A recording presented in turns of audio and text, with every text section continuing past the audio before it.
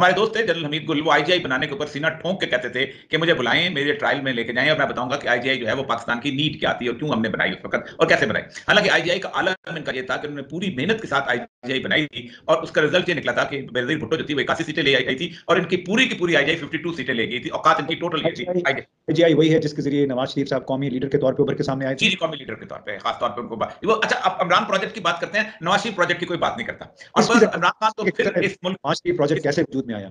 जी हाँ, इस मुल्क के एरिना में इमरान खान तो मौजूद था ना जी।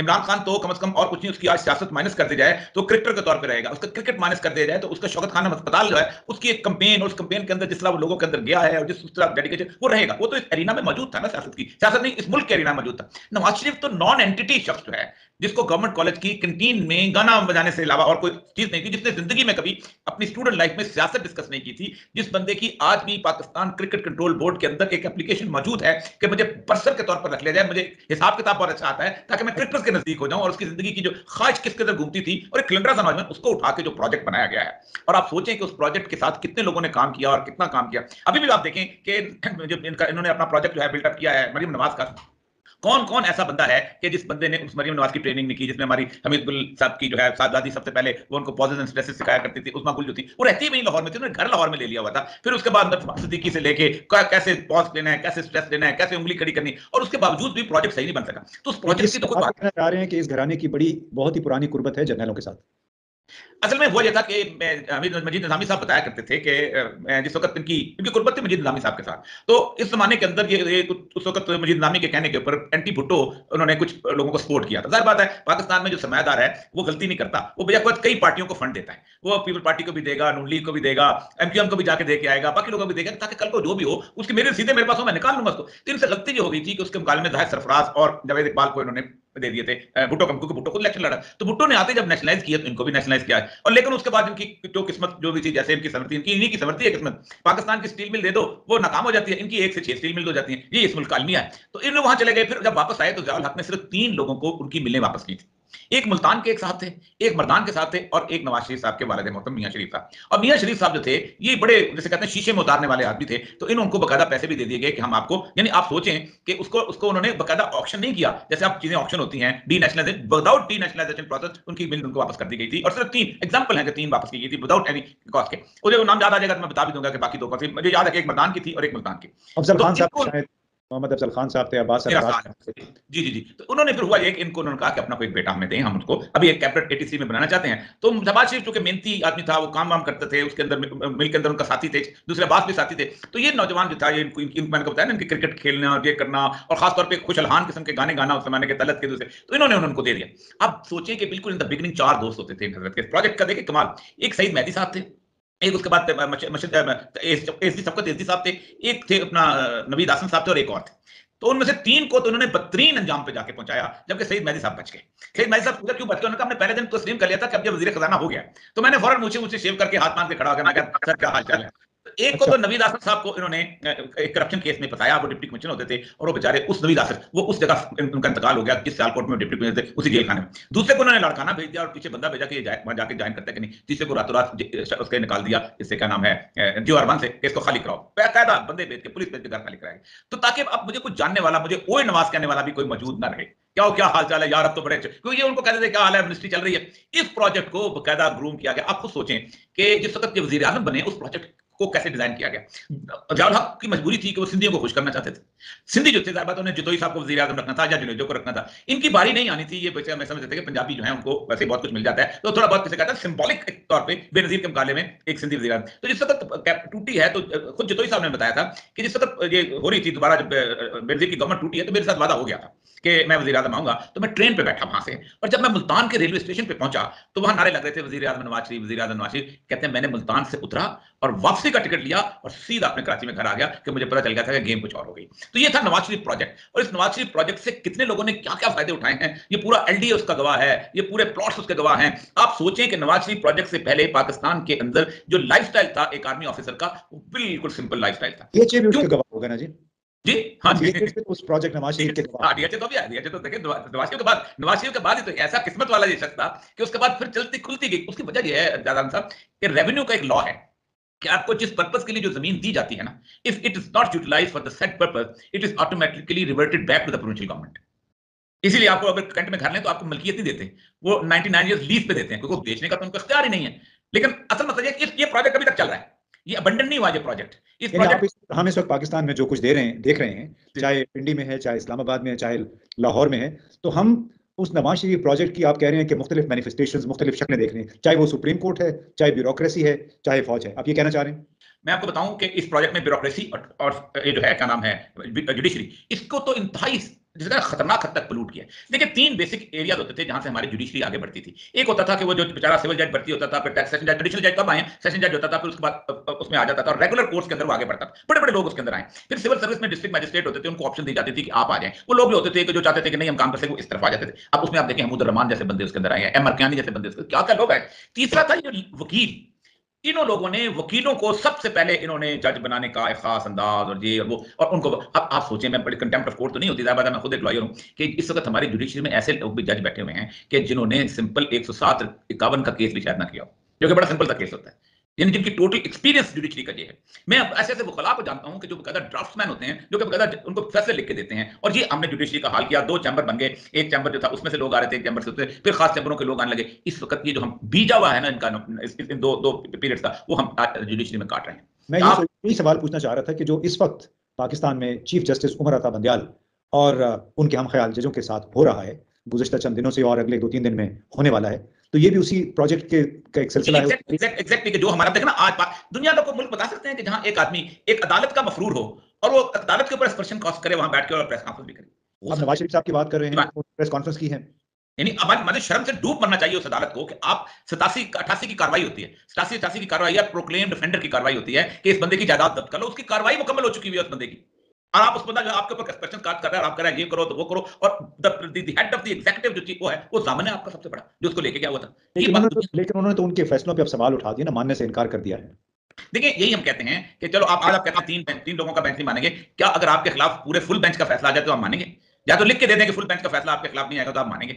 इतनी ज्यादा पॉलिटिसाइज हो चुकी हुई है, खास तौर पे देखिए जिस वक्त, और कुछ पॉलिटिसाइज करने में हमारे दूसरे लोगों का भी हाथ है। उसकी वजह यह है कि इन जजों के कान मरोड़ने के लिए बहुत सख्त किस्म का हाथ चाहिए, इन्होंने नरम हाथ से नहीं मरोड़े जाते थे, तो सख्त किस्म का हाथ जो था वो आता था, वो ग्लव उसने इनका पहना हुआ था। ये सिर्फ ग्लव्स हैं, ये सिर्फ दस्ताने हैं, अंदर हाथ किसी और का होता है, और वो हाथ जो है उन लोगों को खौफजदा करता है, डराता है। और मुझे छोटे छोटे जज हैं बेचारे, एडिशनल सेशन जज और जो कभी इमरान खान की ये बेल कैंसिल करते हैं, वो उन बेचारों की औकात क्या है, वो तो खौफजदा हो जाते हैं सेकंड के अंदर। आप सोचें एक जमाने के अंदर हमारे पुलिस अफसर होते थे, वो जिस वक्त जज सेशन जज जो था ना, उनके काम नहीं करता था ना, तो उसके घर में चोरी करा देते थे।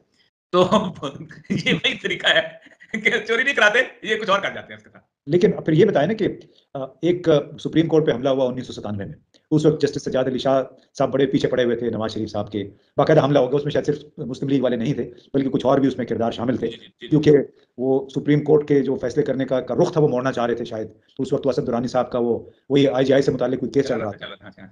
एक तो वो उस वक्त हमला हुआ, उसके बाद में बड़ी पेशियां भी होती रही।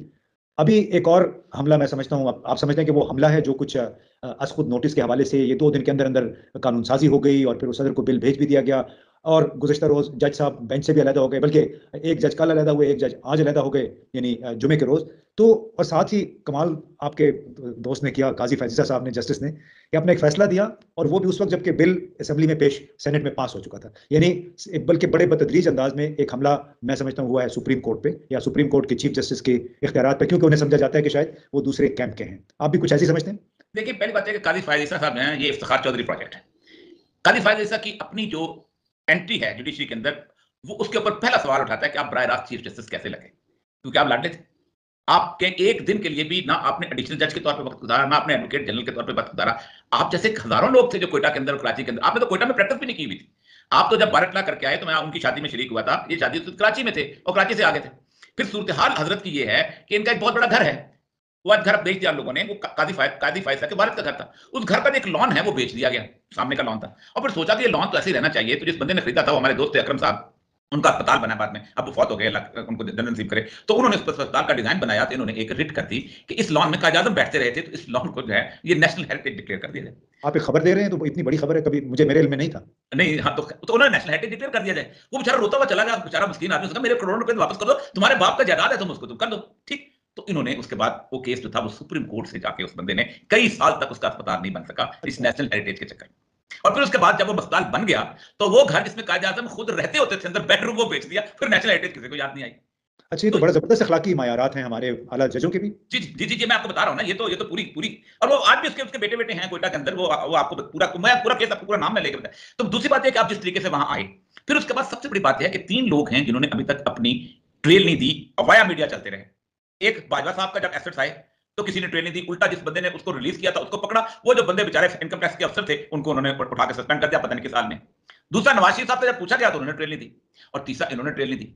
इन्होंने कहा कि आप तो जनाब ये करते हो, और फिर उसके बाद एक पूरे का पूरा मजलूमी का पैकेज, बीवी आ रही हैं, जा रही हैं, अपना हो रही हैं। वही सबसे बड़ी बात यह है कि आप अपनी जो है वेबसाइट के ऊपर अपने एसेट रख देते हो।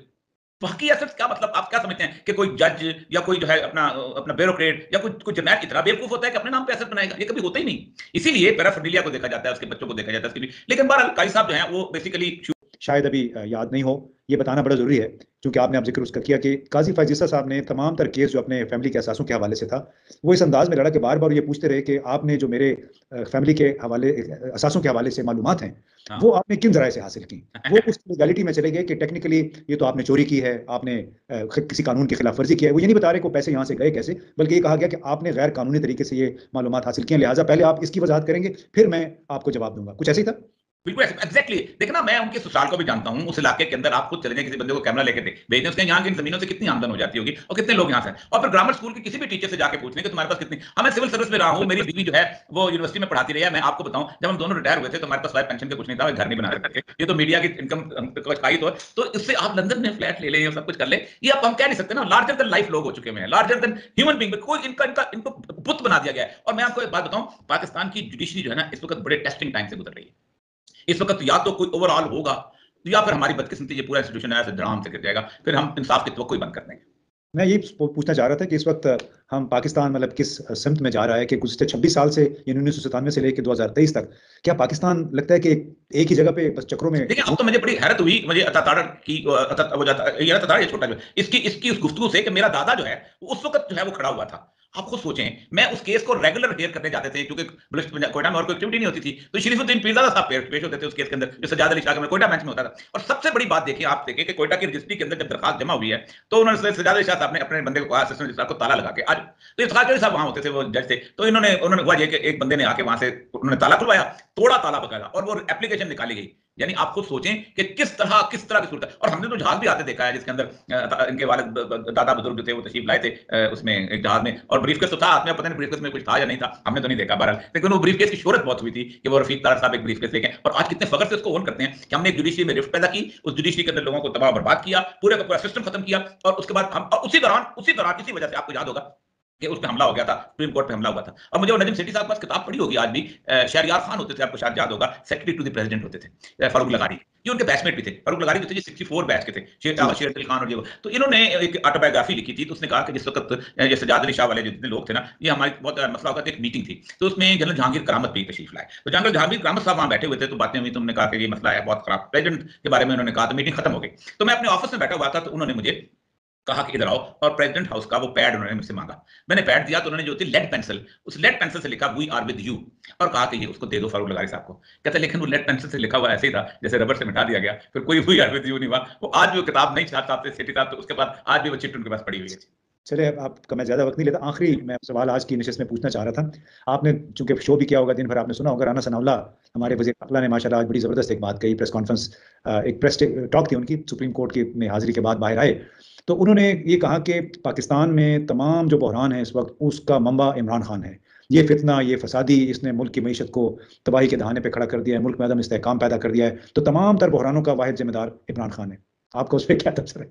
देखिए, एक जो मुझे अब इस वक्त एक सोच जो पता चली है वो ये है कि इमरान खान प्रोजेक्ट जो था, जो उनका प्रोजेक्ट कहते हैं, हालांकि प्रोजेक्ट जो है मुझे पता है कि इस प्रोजेक्ट के अंदर ना इमरान खान जैसा जलसा किसी डिप्टी कमिश्नर का पूरे चीफ सेक्रेटरी के बस में कितना बड़ा जलसा बना कर सके, या करना चाहते तो कर देते। इमरान खान की पॉपुलैरिटी थी, उसको वो बेचारा पॉलिटिक्स में नया था, वो इनके हाथ में आ गया। एक इस वक्त फियर है, उस फियर ने उनको इस वक्त ट्रेम्बल कर दिया हुआ है। जिस वक्त आपको याद होगा कि वो हुआ था ना डॉन लीक्स वाला मसला, तो डॉन लीक्स में सब लोग एग्री कर गए थे, एक बंदा नहीं एग्री कर रहा था, और उस बंदे की वजह से सारा क्राइसिस बना था, उस बंदे की वजह से ही वो सारे का सारा वापस लेना पड़ा था और सब कुछ। तो वो कहते हैं अगर इमरान खान की जगह उसी बंदे ने आना है तो फिर तो हमें सोचना पड़ेगा बार-बार। तो इस वक़्त फ्लूइड सिचुएशन है। वो बंदा बेशक उँगलियाँ लहराता रहे, वो बंदा बेशक अपने पुराने शेख रशीद और उनके साथ मिलके परवेज़ रशीद और उनके साथ मिलके फ़िक्रेबाज़ी भी करता रहे, फितना भी कहता रहे, सब कुछ करता रहे। लेकिन उसका खौफ अब इमरान खान के खौफ से कई गुना ज़्यादा बढ़ गया है कि अगर ये आना है तो फिर हम क्या करेंगे? तो इस वक़्त राना सनाउल्लाह हो या नवाज़ शरीफ हो या शहबाज़ शरीफ हो, जो भी हैं इस वक़्त उस जो कंधे पे हाथ था ना, वो ज़रा-सा हटा है। ये सब कुछ उससे मैं आपको बताऊँ, अगर इनको पता होता कि सुप्रीम कोर्ट हमारे साथ है, ये कभी असेंबली में बिल ना लेके आते। ये बिल फ़ायद ईसा ओके। के भी पर काटने वाला बिल है। ये बिल हर बंदे के उसके पर काटने वाला, कभी लेके ना आते। ये खौफ में बिल पास किया गया है कि हम किसी न किसी से कोई ये वो जिसे कहते हैं आखिरी बचाव की सूरत-ए-हाल है, क्योंकि मसला सारा ये है कि दूसरी तरफ जो है, जो जो एक तरफ एक जिन जो खड़ा हुआ था ना, वो बोतल से निकला है, उसको वो वापस अब कहते हैं, इस जो जिन को कैसे वापस लेके आएँगे अगर ये आ गया तो। चलिए बहुत-बहुत शुक्रिया और ये भाई आपने